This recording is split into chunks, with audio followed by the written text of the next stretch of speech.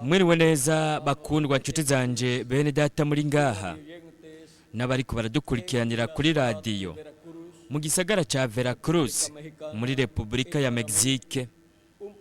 Kuri jewe n'amahirwe akomeye cyane kubana namwe mw'uyu mwanya kugira ngo ndabashingire intahe y'urugendo rw'amaraso ya Kristo, amaraso yasesewe ku musaraba Karuvariyo.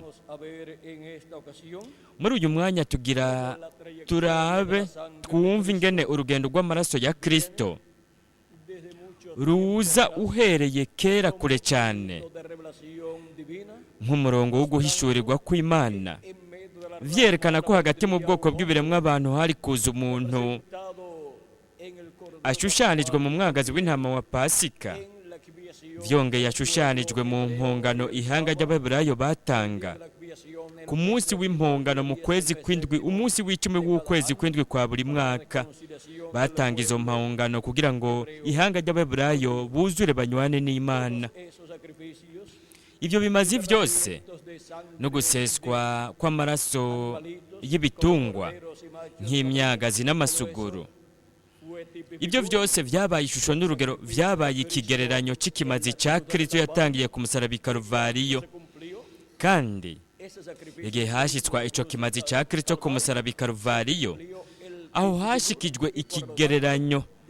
Nuko rero kuva ngaho kabandanya, ihanga ry'Abaheburayo ntibari bagikeneye kubandanya bashikanira Imana ibimazi vy'ibitungwa, kuko kuva ngaho bari bafise umwagazi w'intama w'Imana Yesu Kristo, ari we yatanze ikimazi gitunganye ku bw'ineza y'ikiremwa muntu. Kandi ico nico gituma igihano c'Imana caciye kiza ku ngoro y'ihanga ry'Abaheburayo i Yerusalemu. Ingoro irakugwaho, ikimazi kirakugwaho, kuko aho ntihari hagikenewe ivyo bimazi vy'ibikoko, kuko umwagazi w'intama w'Imana ku musaraba Karuvariyo yari yaratanze ikimazi c'icyaha. Dusome muri Petero wa mbere ikigabane ca mbere kuva ku murongo wa 13 kugeza ku wa 23, ahavuga hati: nuko rero mukenyere mu mitima yanyu, mwirinde ibiboreza, mwizigire rwose ubuntu muzozanirwa mu kuzohishurwa kwa Yesu Kristo, no kuvuga mu kuza kwa kabiri kwa Kristo. Mumere nk'abana bagamburuka, ntimwishushanye no kwifuza kwanyu kwa kera ko mu gihe cyo kutamenya kwanyu, ariko nk'uko yabahamagaye ari yera, namwe abe ariko muba abera mu ngeso zanyu zose, kuko vyanditswe ngo mube abera kuko nanje ndi uwera. Kandi kwiyo mwambaza muyita so, ariyo icira umuntu wese urubanza rukwiranye n'ivyo yakoze, itarobanuye ku cubahiro.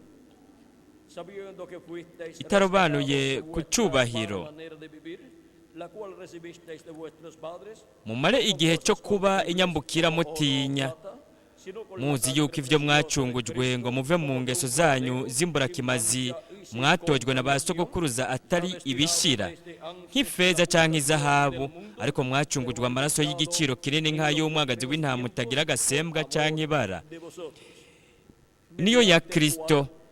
Uwo yamenye n'Imana kera itanguriro ry'isi ritarashigwaho, ariko yerekanywe ku iherezo ry'ibihe ku bwanyu, mwebwe abo yahaye kwizera Imana.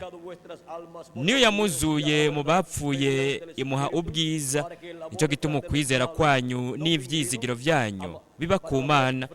Nuko rero ko mwejeshejwe imitima kumvira ukuri, kugira ngo mukunde bene data bitari uruheyiheyi, mukuvye mu gukundana bivuye ku mitima, kuko mwavyawe ubwa kabiri, mutavyawe n'imbuto ibora, ariko mwavyawe n'imbuto itabora, mubiheshejwe n'ijambo ry'Imana ririho rigahoraho, kuko abafise umubiri bose basa n'ivyatsi, ubwiza bwabo bwose bumeze nk'amashugwe y'ivyatsi.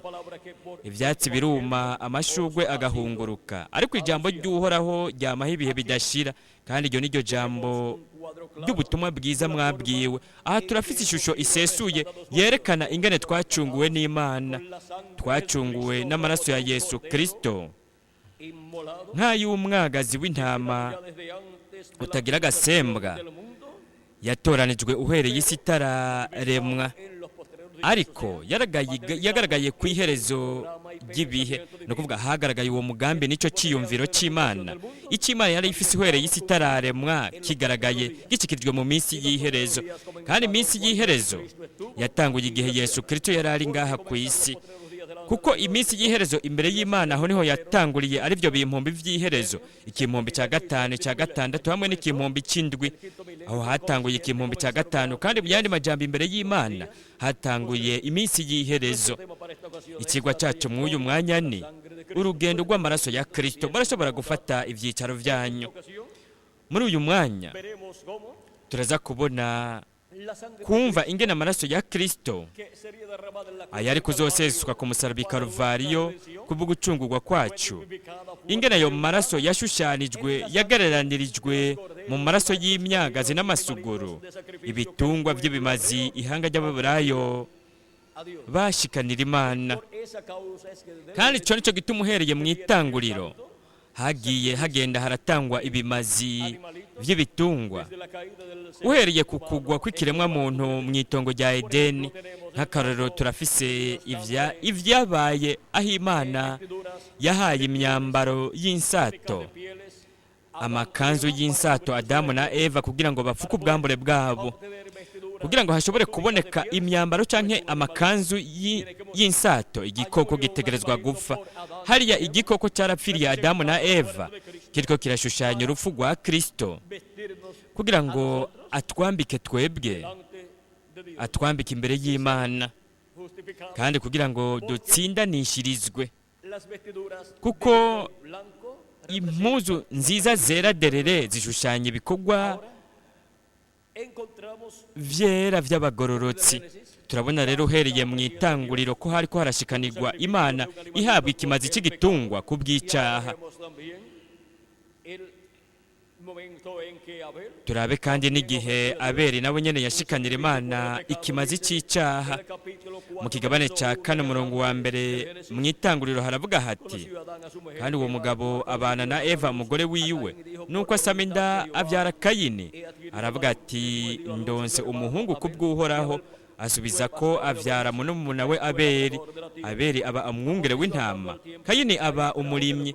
igihe kiragera, Kayini azana ishikanwa ku vyeze vyo mu ndimiro ngo abishikanire Uhoraho. Abeli nawe azana ku ntungwa z'uburiza zo mu mukuku wiwe no ku binure vyazo. Uhoraho yakirira Abeli ishikanwa ryiwe, ariko ntiyakirira Kayini ishikanwa ryiwe, maze Kayini araraka cyane. mu maso hiwe hari ijigwa. Uhoraho abaza Kayini ati, niki kikurakije, kandi niki gitumye wigiriwe mu maso? niwakora neza ntuzokwemegwa, ariko nutakora neza icyaha kibunze ku rugi, kandi ni wowe cyifuza, ariko ukwiye kukinesha.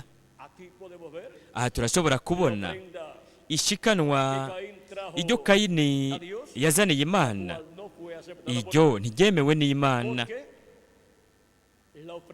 kuko ishikanwa ritangirwa icyaha buri gihe ryamye riba ari ishikanwa ry'amaraso. hategerezwa kubanza gupfa igitungwa kigasesa amaraso yacyo kugira ngo iryo shikanwa ritangirwe icyaha imbere y'Imana. ishikanwa rishushanye kimazi cya Kristo ku musaraba Karuvariyo. kandi ivyamwa byo mu mirima twovuga ngo ibitoki, ibijumbu, ibiraya, pome n'ibindi vyamwa byo mu murima, ivyo ntibishushanya urupfu rwa Kristo ku musaraba Karuvariyo. nuko rero ntivyoshushanya ugucungura kwa Kristo ko ku musaraba Karuvariyo ku kiremwa muntu. kandi Kayini yari afise idini ritarimwo impongano y'icyaha. nuko rero ryari idini rishingiye ku vy'ubwenge bwa kimuntu, riboneka ari ryiza cyane. kuko niki kiboneka neza cyane? umwagazi w'intama utanzwe nk'ikimazi uvirirana imbere ku gicaniro, canke umugwi w'amashugwe harimwo n'ivyamwa byo mu murima n'ibindi vyamwa. mbega sivyo ivyamwa byo mu murima nivyo vyoboneka bisa neza, ariko ku Mana cyari gifise igiciro.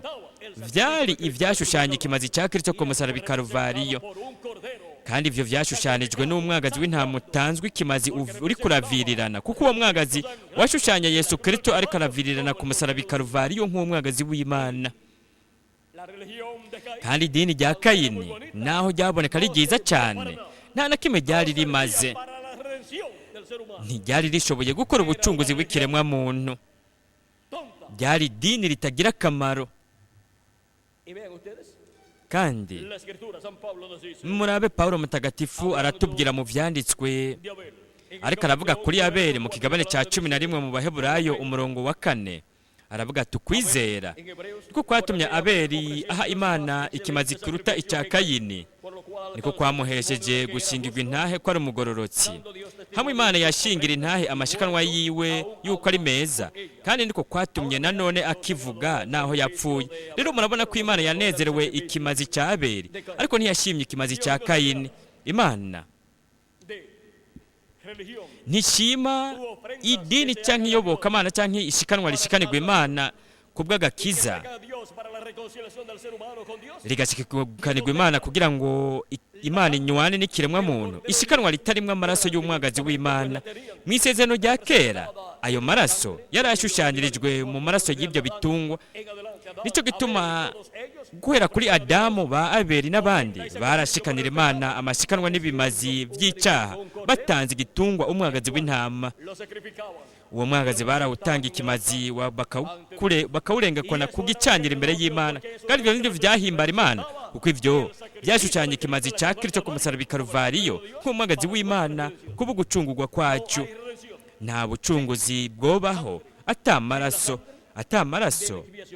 y'impongano y'igitungwa ngo atangwe nk'impongano. Rero amaraso y'ibyo bitungwa yaratwikira gusa icyaha, kandi murabona yaragitwikira kuko ntibyari bimaze bitunganye, ariko yashushanya ikimazi gitunganye cyari kuzoza hanyuma. Nicyo gituma yemegwa n'Imana mu kurindira ko hashyika ikimazi gitunganye cy'umwagazi w'intama w'Imana Yesu Kristo.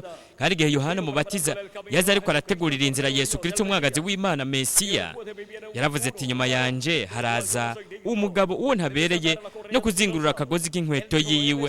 Yaravuze ati uwo yabayeho ntarabaho, yabayeho imbere yanje, uwo azababatiza muri mpwemu yera no mu muriro.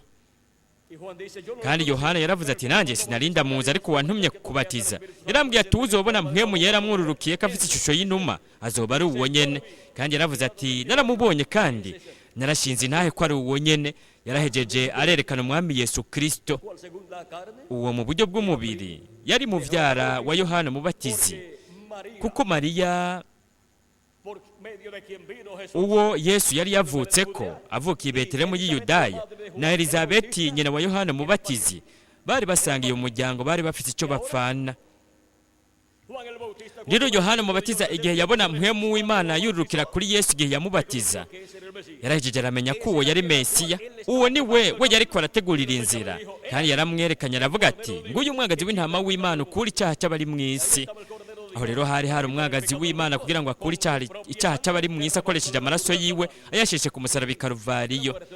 Kandi kuva ku rupfu rwa Kristo kabandanya, Imana nticemera ikindi kimazi gitangirwa icyaha, kandi ntiyemera iyobokamana ritarimwo amaraso ya Kristo. Nicyo gituma mwebwe mushobora kubona amadini menshi ahari, hariho amadini menshi cyane, ariko atizeye Kristo, n'amadini ya gipagani, n'amadini y'ibihugu, amadini y'ibindi bihugu. Abayobokamana adafata Kristo ko ari ryo shingiro ry'iryo dini, ntiyemera ikimazi cyatanzwe ku bw'icyaha. Rero yo n'amadini ameze nk'idini rya Kayini, kandi Imana ntiyemera iyobokamana rimeze nk'iryo. Imana yemera gusa ikimazi cya Kristo cyatangiwe ku musaraba i Karuvariyo kugira ngo gikure icyaha cy'ikiremwa muntu. Kandi udafise iyo impongano ya Kristo, ikimazi cya Kristo n'amaraso yiwe ngo abe asizwe mu bugingo bw'uwo muntu, uwo muntu ntiyakuye ibyaha by'uwo mu buzima bwiwe.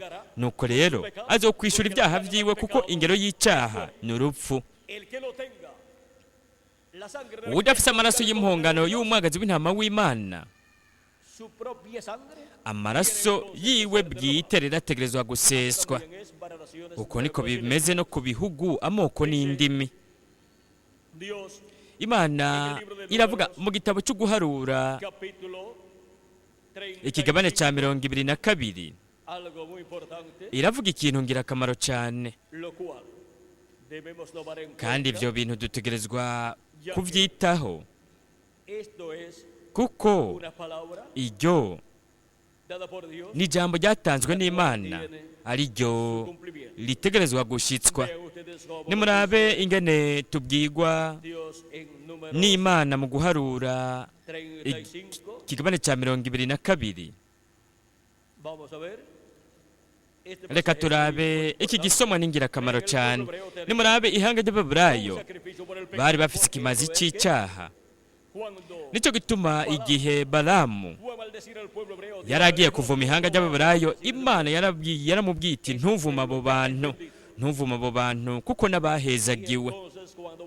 Rero igihe Balamu yagenda bisabwe n'umwami Baraki, umwami Baraki we yashaka ko Balamu avuma ihanga ry'Abaheburayo, ariko igihe yagenda yaregereye Imana Balamu biciye mu bimazi byari bitanzwe.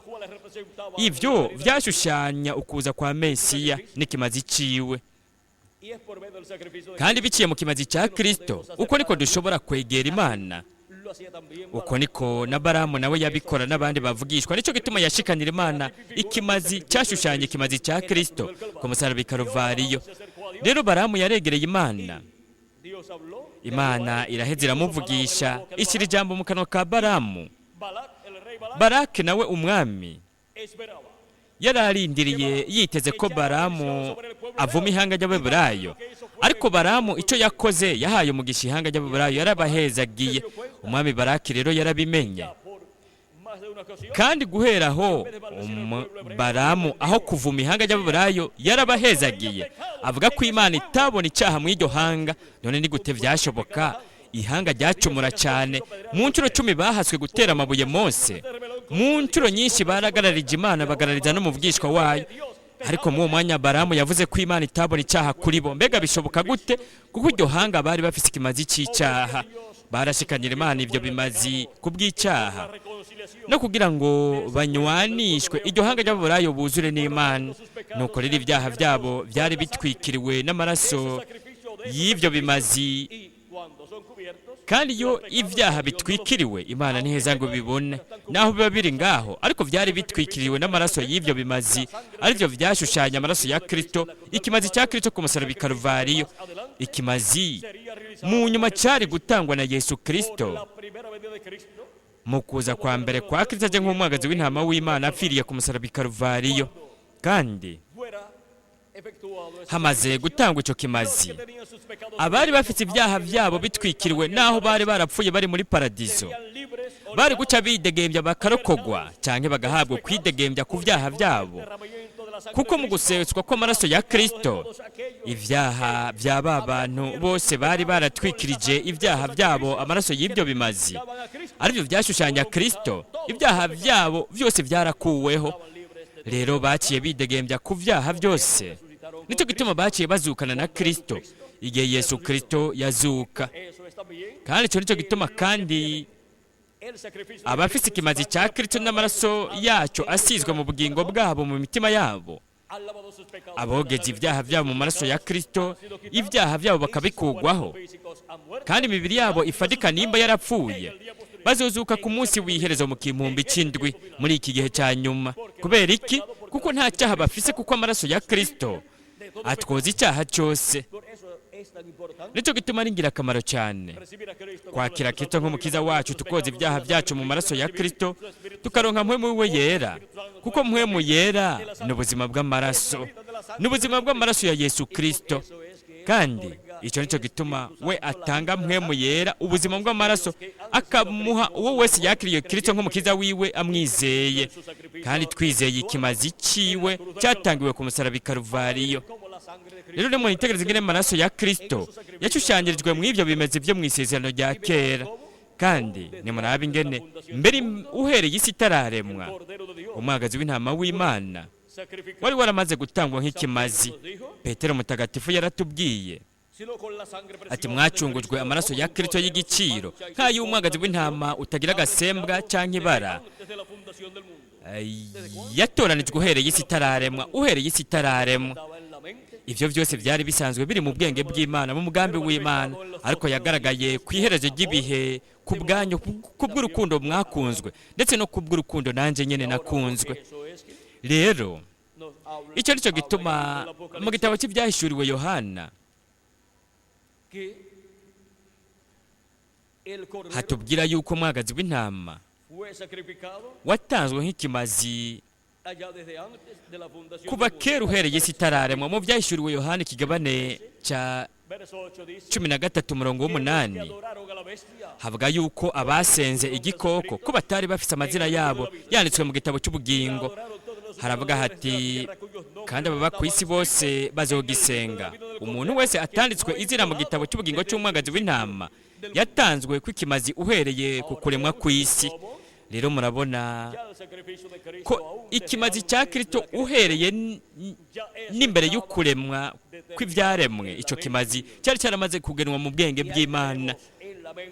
Aho rero mu bwenge bw'Imana byongeye hariyo Yesu Kristo nk'umwagazi w'intama w'Imana n'amaraso yiwe asheshwe ku musaraba i Karuvariyo. Ibyo byose byari bisanzwe biri mu bwenge bw'Imana, hanyuma birahindukira ukuri kuri uyu mubumbe w'isi mu kuza kwa mbere kwa Kristo nk'umwagazi w'Imana hagati mu ihanga ry'Abaheburayo, apfiriye ku musaraba i Karuvariyo.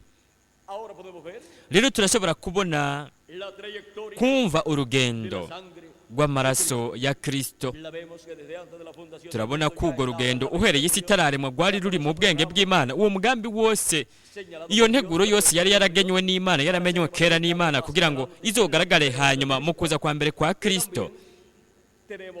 Kandi byongeye turafise n'urugendo rw'amaraso ya Kristo mu buryo bw'amashusho n'ingero mu maraso ya bya bimazi byatangirwa icyaha mu kunywanishwa n'Imana kw'ihanga ry'Abaheburayo. N'ibimazi byatanguriye kuri Adamu bibandanya kuri Seti, byarabandanije kuri Abeli no kuri Seti, birabandanya no ku bandi bo mu rubyaro rwa Adamu. Ariko nimwitegereze turafise Kayini, we ntiyari afise ibyo bimazi, n'urubyaro rwa Kayini nagwo ntigwari rufise, ntigwatanga ibyo bimazi. Byo gituma urubyaro rwa Kayini rudafise amaraso ya Kristo kugira ngo baronke ubucunguzi. Kandi mu yandi majambo, amazina yabo ntiyanditswe mu gitabo cy'ubugingo cy'umwagazi w'intama uhereye isi itararemwa. Ariko turafise abana b'abahungu n'abakobwa b'Imana bafise amazina yabo yaranditswe mu ijuru mu gitabo cy'ubugingo cy'umwagazi w'intama uhereye isi itararemwa. Abo iyo baje ku iyi si, abo bo egome baraza ku iyi si mu kibanza Imana ibarungitsemo, bakumva kuvugwa ko ubutumwa bwiza, bakakira Kristo nk'umukiza wabo, bakakira amaraso ya Kristo, gutyo bakoza ibyaha byabo mu maraso ya Kristo, kandi baronka ikimazi gitunganye cy'icyaha, bakanywanishwa n'Imana. Nicyo gituma Pawulo avuga ati uyu munsi mwuzure n'Imana.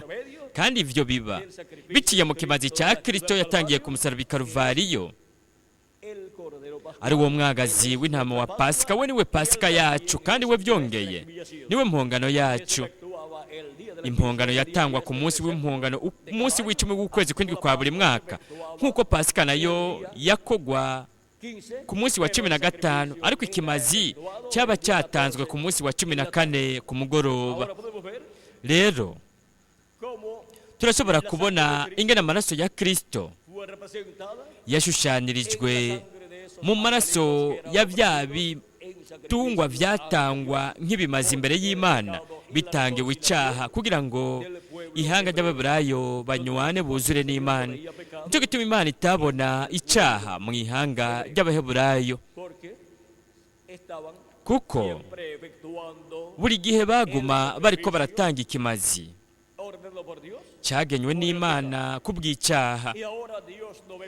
Rero ubu Imana nayo ntibona icyaha ku ishengero ryayo ryacunguwe n'amaraso. Kubera iki? Kuko rifise amaraso y'umwagazi w'intama w'Imana n'ay'impongano asizwe mu ishengero rya Yesu Kristo, biciye mu kugaragara kwa mpwemu yera agaragariye muri ryo.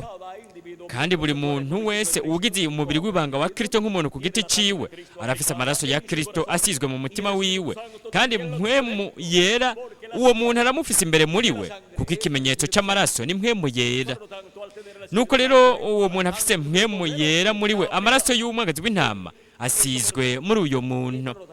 Nuko rero ibyaha vyiwe byarogejwe mu maraso ya kristo, kandi uwo muntu yararonse ukunywanishwa n'Imana, ukuzura n'Imana, kandi mu yandi majambo uwo muntu afite ubugingo budashira kandi afitaniye amahoro n'Imana.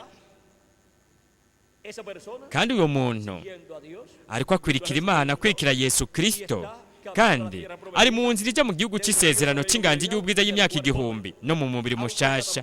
Naho uwo muntu yamaze kwinjira mu gihugu c'isezerano c'umubatizo wa mpwemu yera, mu gihugu c'isezerano c'umubiri wa teofaniya mu buringanire bwa gatandatu, ariko uwo muntu arakenera kwinjira mu gihugu c'isezerano c'umubiri mushasha, umubiri uhoraho uhawe ubwiza umeze nk'umubiri wa Yesu Kristo. Hanyuma uwo muntu arakenera kwinjira mu gihugu c'isezerano c'inganji y'ubwiza y'imyaka 1000 ya Kristo, aho tuzoganzanya na Kristo imyaka 1000, hanyuma tuganzanya nawe ibihe bidashira. Kubera iki? Kuko turafise amaraso ya Yesu Kristo umwagazi w'Imana asizwe mu bugingo bwacu, mu buzima bwacu, biciye muri mpwemu yera agaragariye muri twebwe,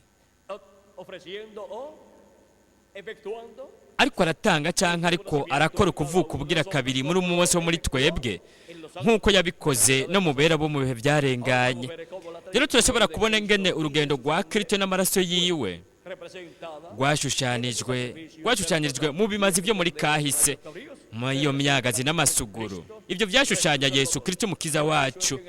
Cyo gituma mu gitabo cy'ibyahishuriwe hano ikigabane cya 5 umurongo wa 1 kugeza ku w'10, igihe umukuru yabwira Yohana ati, ngiyi intambwe yo mu muryango wa Yuda, nturire, raba intambwe yo mu muryango wa Yuda yaranesheje kugira ngo yakire igitabo amenye ibikimatarije ndwi.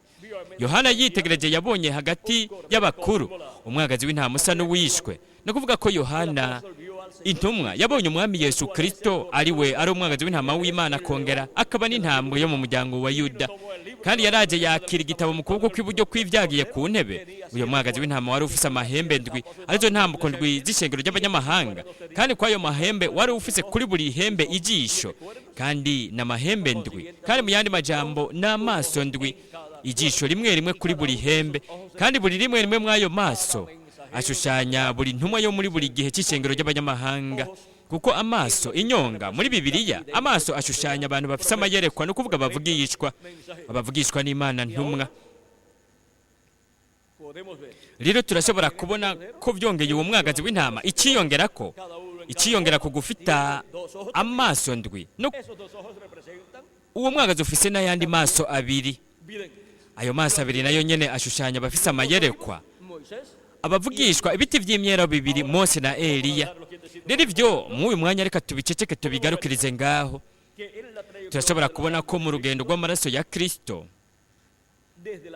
uhereye mu isezerano rya kera, ayo maraso turayabona mu buryo bw'ibigereranyo, hanyuma kuri Kristo kugeza ubu turayabona yagaragaye asheshwe ku musaraba Karuvariyo, hanyuma turayabona mu bugingo no mu mutima wa buri mwana w'umuhungu n'umukobwa w'Imana yamwakiriye nk'umukiza wiwe. Kandi turabona ayo maraso ya Kristo mu rugendo rwayo kuva kuri Kristo kugeza ubu mu isengero ry'umwami Yesu Kristo. Kandi ikigaragaza ko ayo maraso ari ngaho n'ubuzima bw'amaraso ari bwo mpwemu yera ari mu ishengero ry'iwe, agaragaye uva mu gihe uja mu kindi biciye mu ntumwa yo muri buri gihe, mu bamarayika ntumwa ndwi b'ibihe ndwi, no mu mumarayika w'umwami Yesu Kristo kuri uyu munsi w'iherezo mu gihe cy'ubuye rikomeza imfuruka, mu mumarayika zazanye ikimenyetso c'Imana nzima mu vyahishuriwe hano ikigabane c'indwi, kugira ngo ahamagare yegeranye 142 by'Abaheburayo, 12 byo muri buri muryango mu bana ba Isirayeli. Kandi byongeye araza no mu banyamahanga kugira ngo ahamagare yegeranye abatunzwe bose, akoresheje ijwi rirenga ry'inzamba y'ubutumwa bwiza bw'ubwami, abahamagare abegeranyirize mu mubiri w'ibanga wa Kristo mu gihe cy'ubuye rikomeza imfuruka, kandi abategure kugira ngo gutyo baronke ukwizera kubashoboza guhindurwa no kuzamurwa, no kuvuga bimugwe bajyanwe mu mazimano y'ubukwe bw'umwagazi w'intama mu ijuru. Nicyo gituma mu rugendo rw'amaraso ya Kristo tubona ko kuva kuri Kristo kugeza ubu amaraso ya Kristo yagumye ari mu mutima no mu bugingo bwa buri mwana w'umuhungu n'umukobwa w'Imana no hagati mu ishengero rya Yesu Kristo, kuko urugi rw'inzu y'Imana ishengero rya Yesu Kristo niwe Kristo nyene ubwiwe. Kandi murabona muri kristo wenyine ubwiwe niho hasesewe amaraso yiwe bwite. nuko rero uwinjira mu iyo nzu yinjira aciye mu rugi ruriko amaraso ya kristo, ahari kristo amaraso y'isezerano rishasha. kandi mu yandi majambo yinjira mu nzu irimo isezerano rishasha, ariryo sezerano rishasha mu maraso y'umwami Yesu Kristo. nicyo gituma ku ngaburo yera hariya Yesu yaravuze, ariko aravuga ku mutsima, yaravuze ati uyu ni umubiri wanje utanzwe ku bwanyu. igihe yakira igikombe naho agashimira Imana, yaravuze ati iki gikombe, ni ukuvuga iyi vino, ati ni amaraso yanje asheshwe cyangwa azoseswa.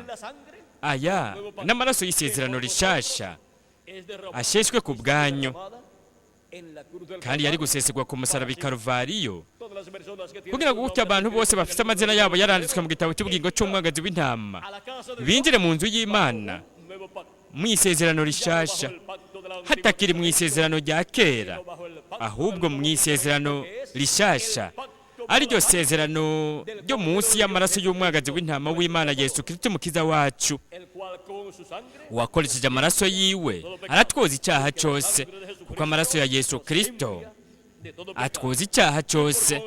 kandi mu yandi majambo igihano cy'Imana ntigishobora kugwa ku bantu bogejeye ibyaha byabo mu maraso ya Kristo, kuko igihano cy'Imana kiza gitumwe n'icyaha, kuko ingero y'icyaha ni urupfu, kandi atacyaha kihari. aho rero nta rubanza, nta gihano kihaba. nuko rero abatonzwe n'Imana ku munsi w'iherezo bazohamagagwa, begeranywe, kandi bazotegurwa, kandi bazohindurwa, bajyanwe mu mazimano y'ubukwe bw'umwagazi w'intama mu ijuru.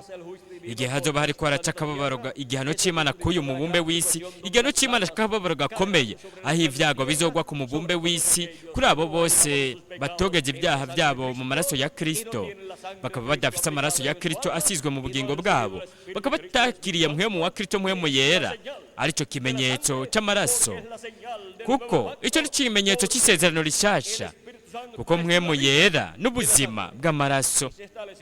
kandi hari mpwemu yera mu bugingo bw'umuntu, aho haba hasizwe amaraso y'isezerano rishasha, amaraso y'umwagazi w'Imana, amaraso y'umukunda wacu umwami Yesu Kristo.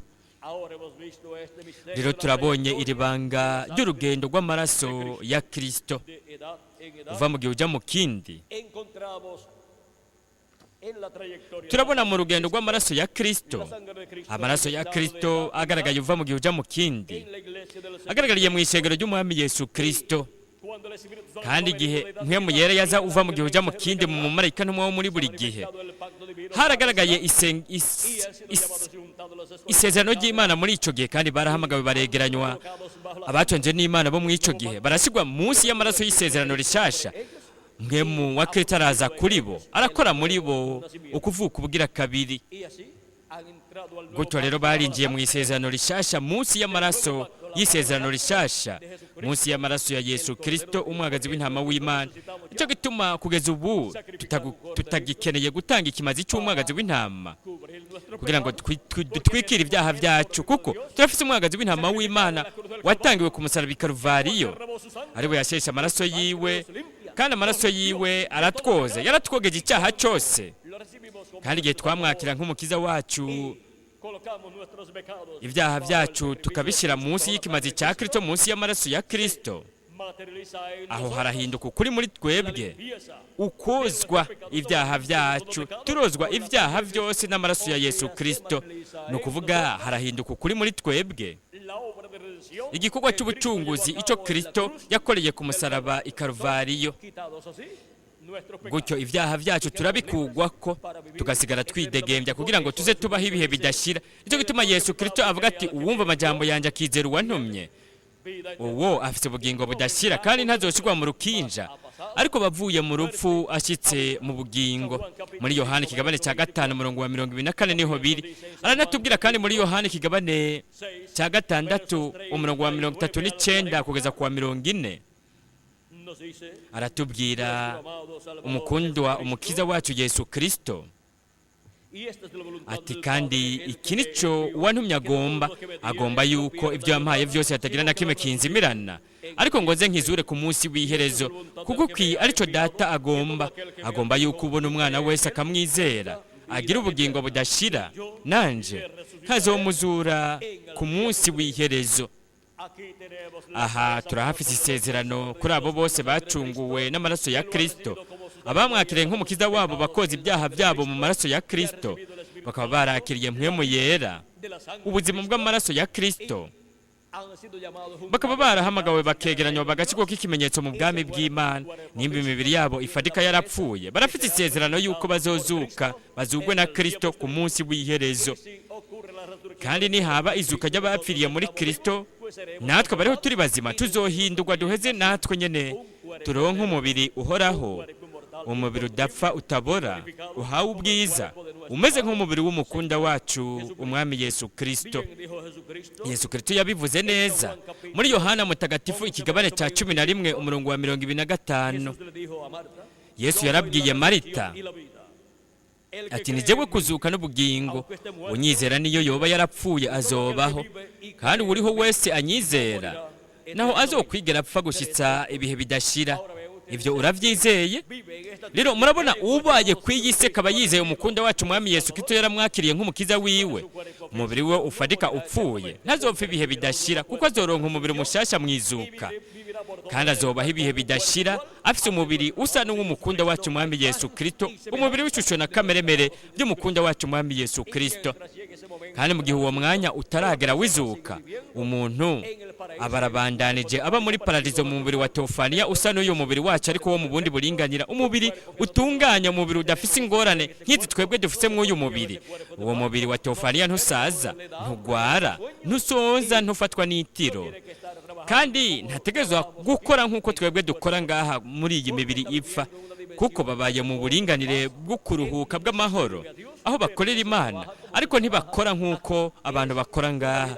Ni ubuzima bwo gukorera Imana m'ubwo buringanire.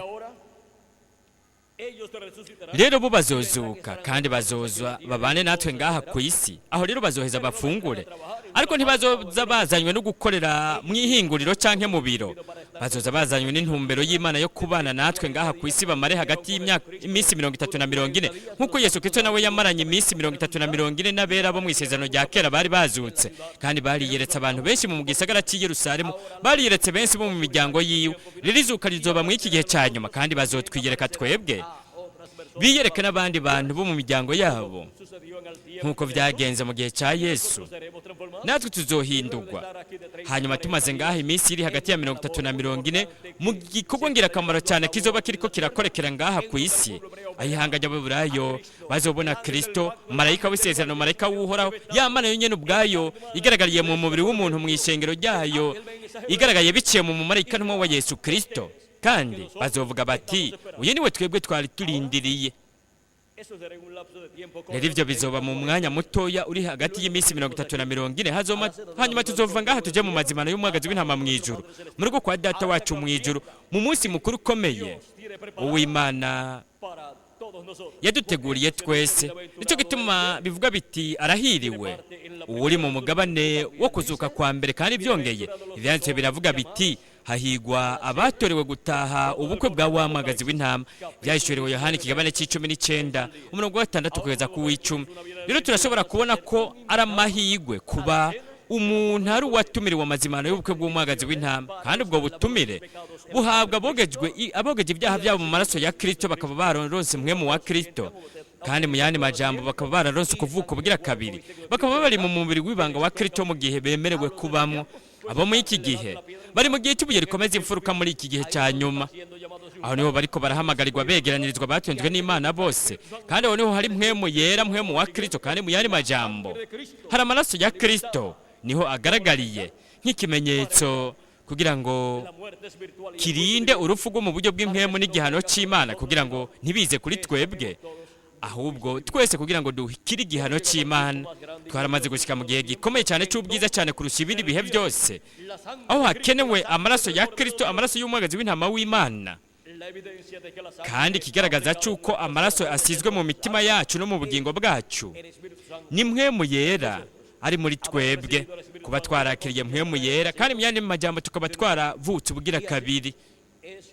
Uko niko twebwe turonka ikigaragaza cyuko turi munsi y'isezerano rishasha, munsi y'amaraso y'umwagazi w'intama w'Imana Yesu Kristo, umukiza wacu. Turabonye, turumvise urugendo rw'amaraso ya Kristo.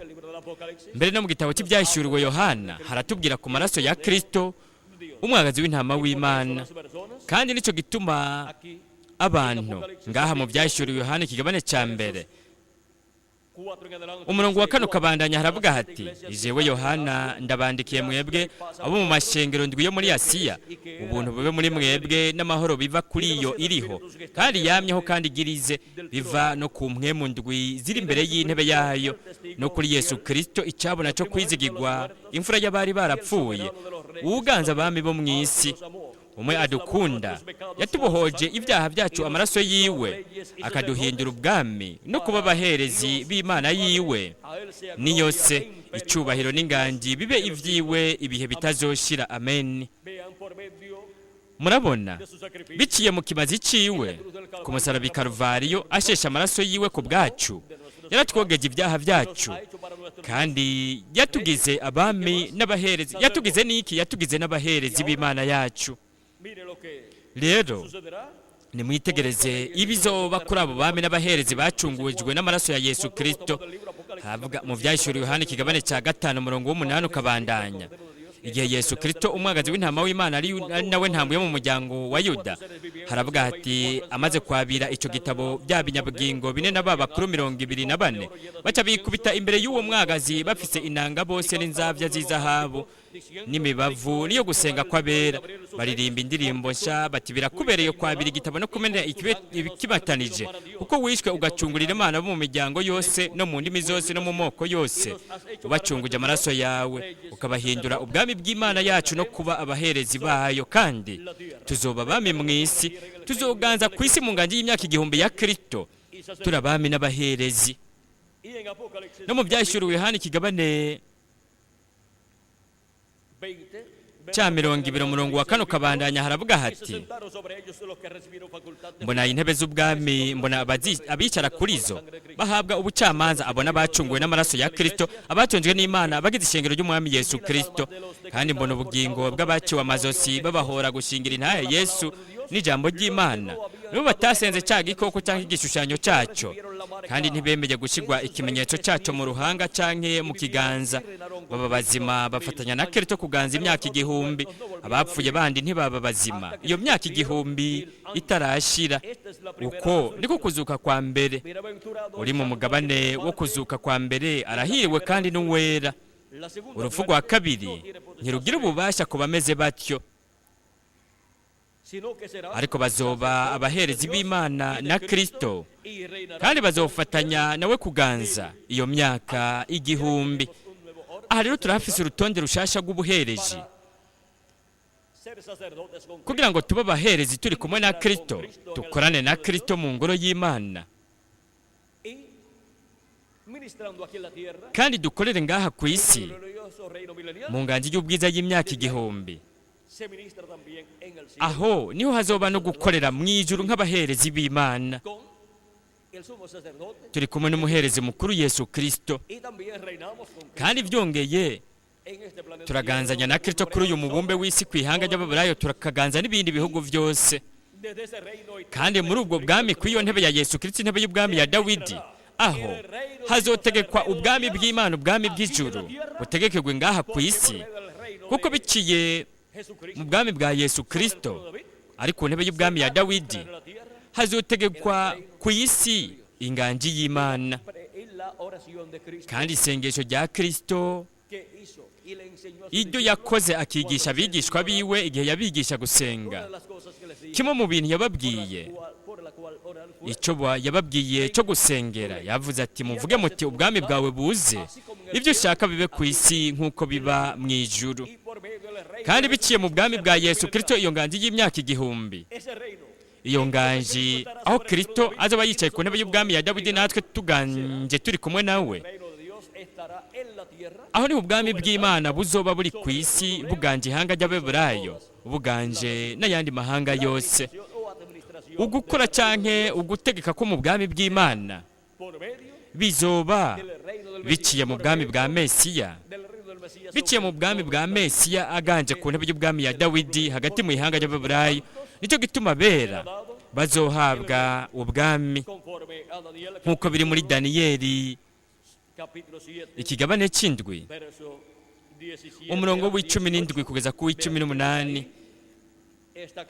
Aho haraboneka neza mu buryo busesuye isezerano ry'Imana.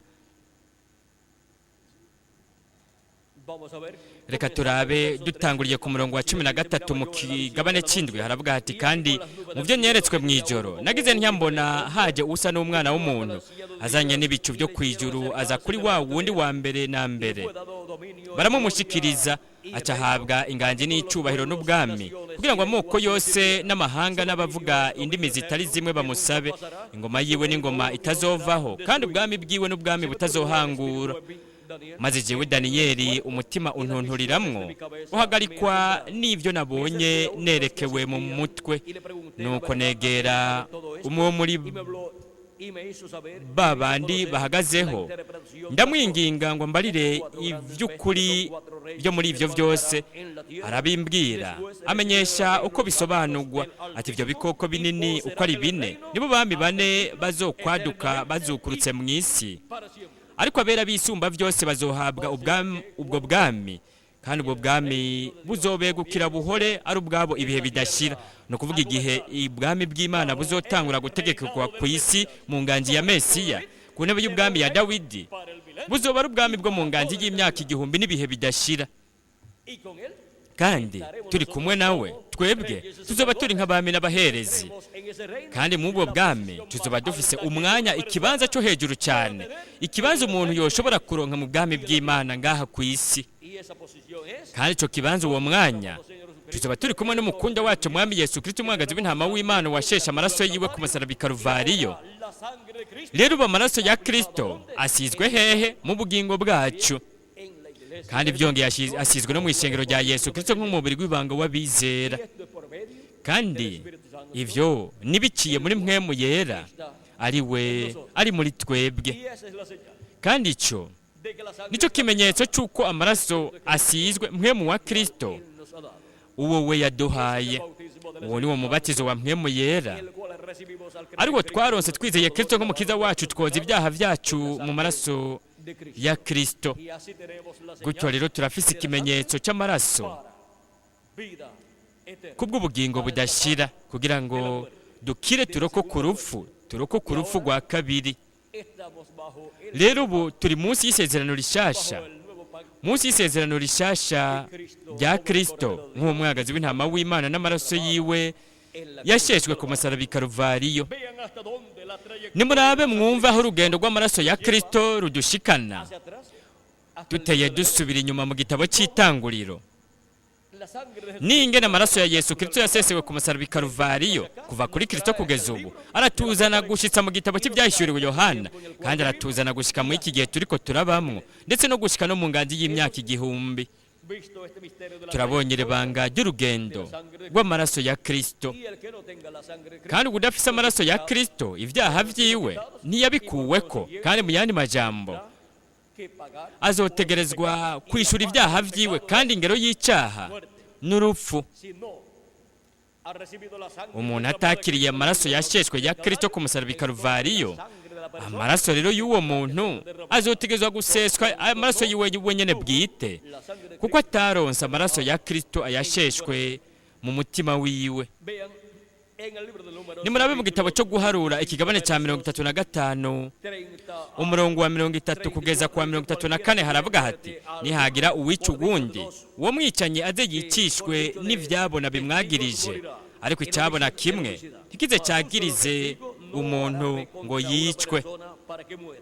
kandi ntimuze mwemere ibyo gucungura umwicanyi yari akwiye gupfa aze yicwe nta kabuza, kandi ntimuze mwemere ibyo gucungura uwahungiye mu gisagara cy'ubuhungiro ngo asubire kwibera iwabo mu gihugu umuherezi atarapfa. Nuko ntimuze muhumanye igihugu murimwo, kuko amaraso ariyo ahumanya igihugu, kandi nta mpongano yaco yo kugihongera ku bw'ayo maraso yakiviriyemwo, atari amaraso y'uwayavishije wenyene. Ni ukuvuga ko kugira ngo igihugu gitangigwe impongano ku bw'amaraso yasheshwe, hategerezwa guseswa amaraso y'uwo nyene yasheshe ayo maraso. Kandi nicyo gituma mubona ko ihanga ry'Abaheburayo abasavye urupfu rwa Yesu Kristo barasabye ko basesa amaraso ya Yesu Kristo ku musaraba i Karuvariyo. Ivyo babisavye intwaro ubwami bw'Abaroma, kandi ubwami bw'Abaroma bwarahejeje burabemerera ivyo basavye ihanga ry'Abaheburayo. Pilato araheza arategeka ko Kristo yicwa. Amaraso y'umugororotsi Yesu araseswa ku musaraba i Karuvariyo. Rero amaraso ya Kristo yagumye ariko arahogwa ihanga ry'Abaheburayo, kuko ihanga ry'Abaheburayo nk'ihanga ntibakiriye Kristo nk'umukiza wabo, nta nubwo bakiriye amaraso yiwe kugira ngo bozwe icyaha cyose, kandi nta maraso bafise y'ibimazi. Nuko rero bagumye bariko barishura ibyaha byabo, kuko ingero y'icyaha n'urupfu. Kandi ico nico gituma ihanga ry'Abaheburayo bahamwe kugeza aho bicwa, kandi barisha amamiliyoni y'Abaheburayo muri kwa guhamwa kwagiye kurakorerwa Abaheburayo. Itirere habuze gato ngo ahonye ihanga ry'Abaheburayo, kandi ivyo ni kubera ko amaraso ya Kristo yagumye ariko arahogwa mu maboko y'ihanga ry'Abaheburayo abasabye urupfu rwa Kristo ku musaraba i Karuvariyo. Kandi ihanga ry'Abaheburayo ntibari bagifise ikimazi c'icyaha kugira ngo batwikire ibyaha byabo. Nuko rero icyaha cyagumye kiriko kirabonwa imbere y'Imana, kandi hagumye hasabwa igihano c'Imana, kuko ingero y'icyaha ni urupfu. Nico gituma urupfu rwagumye ariko rurakurikira ihanga ry'Abaheburayo, barapfuye amamiliyoni n'amamiliyoni. Rero ubwami bw'Abaroma nabwo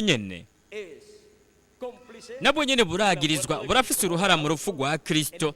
Nico gituma ubwami bw'Abaroma nabwo bwagumye buriko buraronka igihano c'Imana. Kandi muri iki gihe cya nyuma turabona ko ubwo bwami bw'abanyamahanga ari bwo bwabamvye Kristo bubisabwe n'ihanga ry'Abaheburayo. Muri iki gihe cya nyuma ubwo bwami buzoronka ibihano vy'Imana, kandi bukugwaho n'ibuye ridasituwe n'amaboko.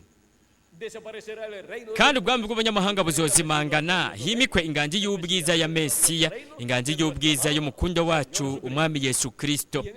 Kandi mu ubwo bwami twese tuzoba tuhari nk'abami n'abaherezi, turiko turaganzanya na Kristo imyaka 1000, hanyuma tunaganzanye n'ibihe bidashira. None ubu amaraso ya Kristo arihe?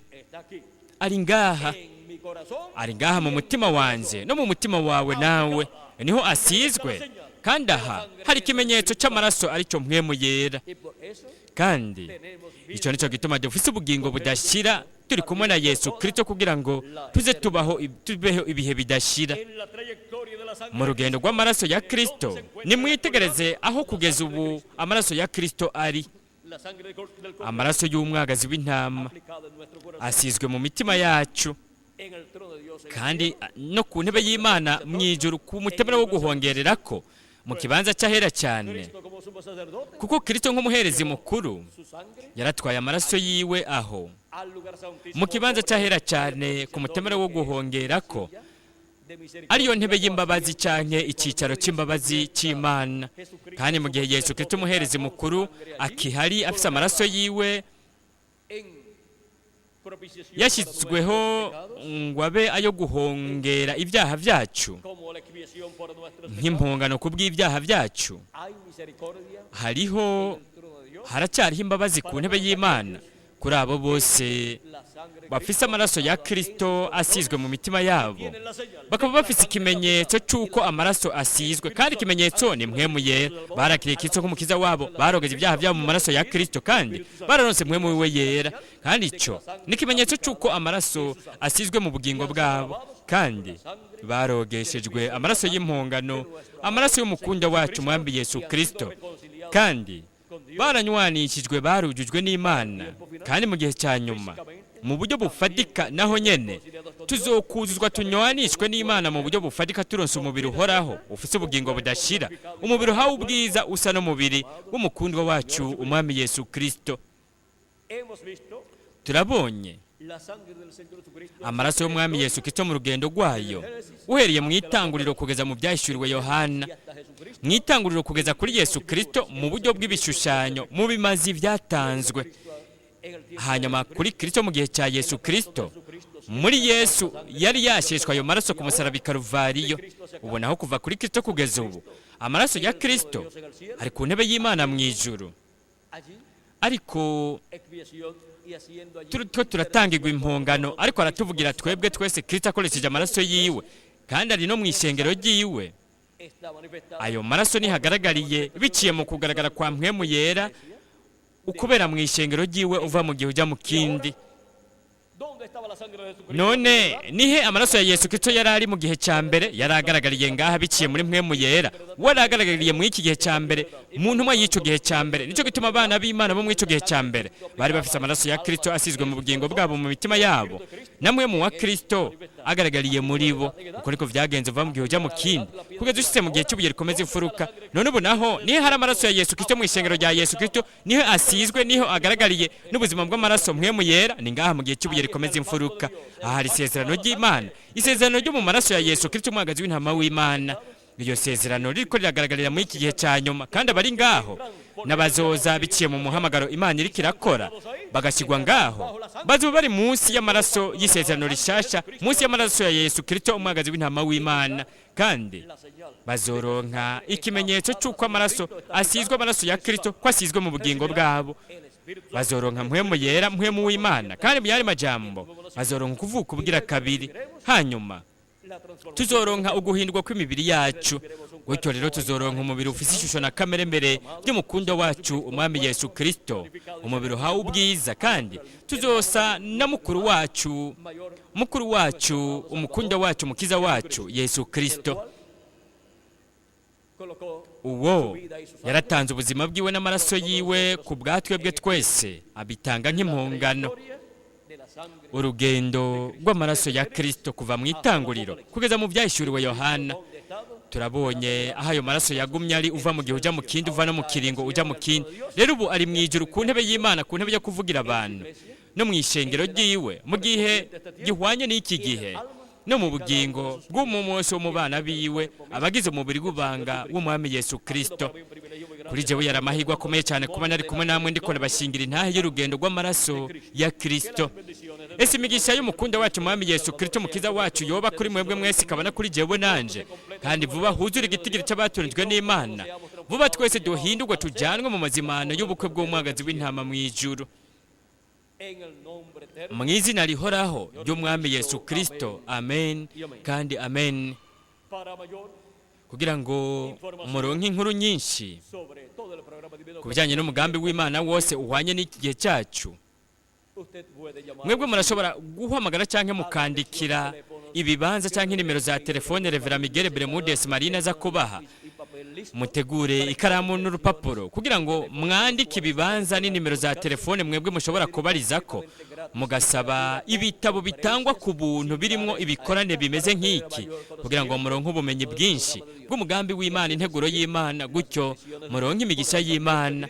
Murashobora kandi no gusaba ibikorane bifashwe mu makaseti, cyangwa mushobora gusaba yuko babazanira igikorane gifashwe muri video, bakabazanira ibikoresho kugira ngo babiberekere, ibi bikorane babiberekere mu ngo zanyu, aho mwebwe namwe mushobora gutumira bo mu miryango yanyu kugira ngo babone ibi bikorane, bashobora kubazanira bakabiberekera mu ngo zanyu, mwebwe mutarinze kuriha n'ifaranga na rimwe. Ku bw'icyo gikorwa bazoba bariko barabakorera, cyo kubereka amavideo mu ngo zanyu, amavideo y'ibikorane bimeze nk'iki, kugira ngo mubibone mwebwe nabo mu miryango yanyu. Ni vyiza, ndabashimiye cyane ko mwantiza amatwi mubikunze. Nshuti bakundwa bene data mwari ngaha n'abadukurikiranira kuri radio, kandi bakundwa bene data, ndabasigiye Revera Miguel Bermudez Marine kugira ngo ababwire ivyo bibanza bahe nimero za telefone, kandi byongeye mukomeze mwumviriza iyi transmission ica kuri radio. Imana ibahe umugisha kandi barinde ibazigame mwese, hamwe natwe Revera Miguel Bermudez Marine.